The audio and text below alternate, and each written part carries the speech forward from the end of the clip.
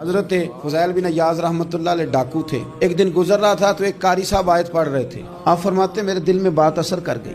فرماتے ہیں میں فوراً وہ آیت سنی تو میں رویا اور میں وہ حافظ صاحب کے پاس چلا گیا, ان سے اجازت لی, ان کے کمرے میں داخل ہوا. میں نے کہا آپ نے ابھی آیت پڑھی ہے کہ اللہ سارے گناہ معاف کر دے گا؟ تو جس بندے نے کئی سال ڈاکے ڈالے ہوں, اگر وہ بندہ بھی سچے دل سے توبہ کرے تو اللہ معاف کر دیتا ہے.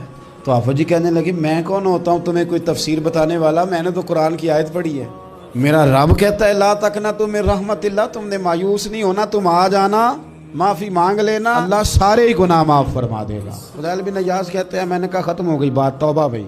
واپس آیا تو وہ میرے ساتھ جو تھے نا, ان سے میں نے کہا سردار نیا تلاش کر لو بھائی, توبہ کرنی اب تم کوئی اور سردار تلاش کر لو. اور اوپر سے نہیں کہا, توبہ کی تقریریں نہیں کی اور لیکچر نہیں جھاڑے, رو کے کہا, درد سے کہا, دل سے کہا. تو وہ جو باقی کے تھے نا, ان پر سردار کی بات کا اثر ہوا. کہنے لگے سردار ہم نے سردار نیا نہیں ڈھونڈنا, اگر چوریاں مل کے کی ہیں تو اب تو اس طرح تو نہ کر, توبہ بھی مل کے ہی کریں گے. فضیل بن عیاض کہتے ہیں ظاہر ہے مال لوٹا کرتے تھے. میں نے مسئلہ پوچھا علماء سے تو انہوں نے بتایا کہ یہ تو حقوق العباد کا مسئلہ ہے, جو لوٹا ہے وہ تو واپس کرنا ہی پڑے گا.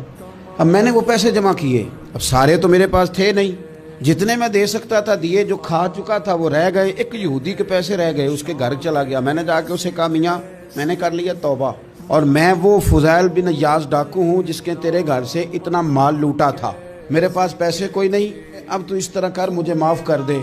فضیل بن عیاض سے کہنے لگا میں تو پیسے لوں گا, ایسے تو نہیں معاف کرتا. آپ فرمانے لگے پیسے تو کوئی نہیں. وہ کہنے لگا پھر اس طرح کرو, میری اونٹوں کو چارہ ڈالو, پیسے پورے ہوئے تو چلے جانا. کل ڈاکو تھے ابھی وہ, لیکن توبہ سچی کی ہے نا, یہ سچی توبہ والے لوگوں کا طریقہ ہے. اس سے کہہ سکتے تھے کہ جا آج تو لب دینی لے لے, تجھے کہا معاف کر دے, تو تیار ہی نہیں ماننے کو. حضرت فضیل بن عیاض کہنے لگے اگر اونٹوں کو چارہ ڈالنے سے تو معافی دیتا ہے نا, تو میں تیرے اونٹوں کو چارہ ڈالنے کو بھی تیار. کیونکہ راضی اللہ کو کرنا ہے, اپنے ضمیر سے بوجھ اتارنا ہے, بندوں کے سامنے سرخرو نہیں ہونا, اللہ کے حضور ہونا ہے.